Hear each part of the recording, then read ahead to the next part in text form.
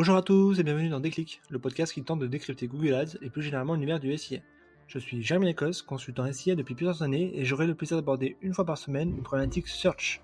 Sans langue de bois mais toujours avec bienveillance, l'ambition au cours de chaque épisode est de déconstruire les mythes autour de Google Ads, une plateforme qui vient de fêter ses 20 ans, en partageant mes échanges, lectures et retours d'expérience. Pour ce 28e épisode, je vous propose d'aborder ensemble les différents mythes qui jalonnent notre profession. Ces fantasmes qui depuis 20 ans nous sont assénés, que ce soit le fait de profanes de la discipline ou même d'experts, alors même qu'ils n'ont aucune valeur empirique. On a toujours trop tendance à prêter aux puissants et à ce petit jeu, Google fait évidemment office de favori. On les voit omniscients, imperfectibles, forcément performants, alors qu'en pratique évidemment, on constate parfois l'inverse. Prêtons-nous donc à cet exercice de débunkerisation en essayant de trier le bon grain de livret de croyances qui entoure la machine Google Ads. Allez, je compte les points. Le premier mythe concerne le fait que le SIA tournerait tout seul.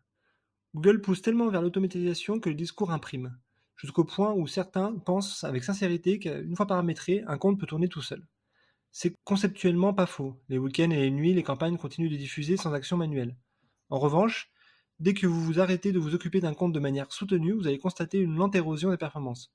Quid des exclusions? Quid de l'intégration de nouveaux mots-clés? Du suivi concurrent? De la mise en prod de nouvelles fonctionnalités? De mon côté, j'ai la position exactement inverse. Plus un compte est automatisé, plus il faut de l'humain, sauf que les tâches de prod standard doivent laisser la place à celles de l'analyse et de l'optimisation. Le deuxième mythe concerne le fait que plus personne ne clique sur des annonces payantes. C'est bien connu. Il n'y a d'ailleurs que son voisin qui se laisse encore avoir par les pubs, mais sûrement pas nous. Seulement dans les faits, l'histoire est tout autre. Les clics sur les top positions SIA sont majoritaires et ont souvent tendance à concerner des requêtes hyper intentionnistes. Ne pas être présent en search, c'est laisser la place aux concurrents. Plusieurs études montrent qu'un internaute a d'ailleurs du mal à différencier un résultat payant d'un résultat organique. Quand on sait qu'en parallèle Google fait tout pour invisibiliser ces distinctions, cela n'est pas étonnant. En display, en revanche, je serais plus circonspect. Les clics manqués ou non désirés sur les bannières sont encore trop légion, et seuls les CPC extrêmement bas permettent de dégager une certaine rentabilité. Le troisième mythe serait le fait que faire du SIA aide au SEO. Cette croyance est encore fortement ancrée dans les directions marketing, et elle revient à chaque fois que la marque stagne en SEO en se disant que la seule explication est le trop faible investissement SIA. Il existe d'ailleurs exactement la même croyance pour Facebook. Alors pour être clair, il n'y a aucun bonus SEO si vous faites du SIA massivement. La preuve, les médias et les sites institutionnels qui ne font pas de paid et occupent bien souvent des top positions SEO. J'ai moi-même travaillé pour des marques qui occupaient d'excellentes positions SEO sans faire du SIA à grande échelle. Dernière croyance qui existe à date, la corrélation entre la reprise de ces articles sur Google Discover et l'intégration de la régie Google AdSense, mais là, je n'ai pas de réponse. Le troisième mythe serait que seuls les gros budgets s'en sortent. Google Ads repose sur une structure d'enchères, donc forcément avoir de gros budgets vous permet d'avoir les coups des franches. Néanmoins, je reste persuadé que cela peut être aussi un cadeau empoisonné. Je m'explique. Quand on a de forts budgets, souvent nous pouvons avoir tendance à être moins alertes et à plus tolérer les quelques dérapages. Piloter ces campagnes à budget plus modéré invite à l'inverse à l'innovation et à essayer de trouver des hacks pour passer devant la concurrence. Preuve en est, souvent les landing pages les mieux optimisées concernent ce type d'acteurs. Le quatrième mythe est qu'il faut écouter les recommandations de votre AM. Aujourd'hui, les recommandations viennent de partout.